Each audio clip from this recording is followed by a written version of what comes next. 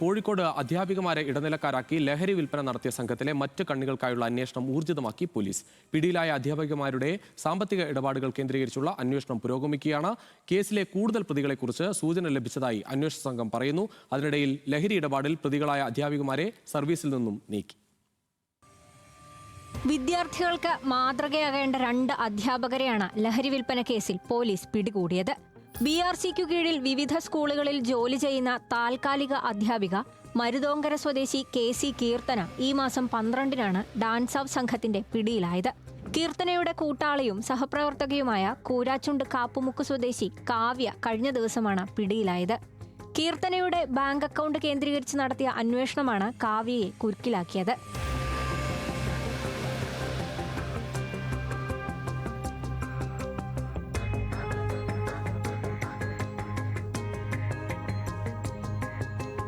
കീർത്തനയുടെ അക്കൗണ്ടിലെത്തുന്ന പണം സുഹൃത്ത് കാവ്യയുടെ അക്കൗണ്ടിലേക്കാണ് മാറ്റിയിരുന്നത്.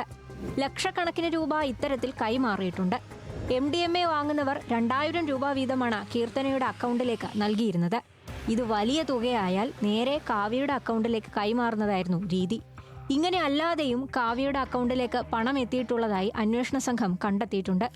മയക്കുമരുന്ന് കേസുമായി ബന്ധപ്പെട്ട് ഞങ്ങൾ അതിൻ്റെ സാമ്പത്തിക സ്രോതസ്സുമായി ബന്ധപ്പെട്ട ആളുകളിലേക്ക് അന്വേഷണം വ്യാപിപ്പിച്ചതിനെ തുടർന്ന് കഴിഞ്ഞ ദിവസം ഒരു അധ്യാപികയെ ഇതുമായി ബന്ധപ്പെട്ട് അറസ്റ്റ് ചെയ്തിട്ടുണ്ടായിരുന്നു.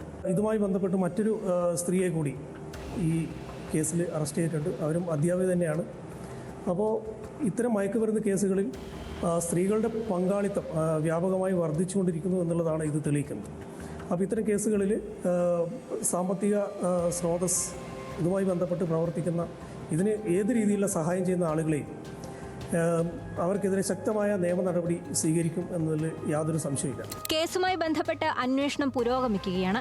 ഇവർക്ക് ലഹരി എത്തിച്ചു നൽകിയ സംഘത്തെയും ഇവരിൽ നിന്ന് ലഹരി വാങ്ങുന്നവർക്കുമായുള്ള അന്വേഷണം പോലീസ് ഊർജിതമാക്കി കഴിഞ്ഞു. ഇതിൽ വിദ്യാർത്ഥികളോ അധ്യാപകന്മാരോ ഉൾപ്പെട്ടിട്ടുണ്ടോ എന്നും പോലീസ് പരിശോധിച്ചു വരികയാണ്. ന്യൂസ് മലയാളം, കോഴിക്കോട്.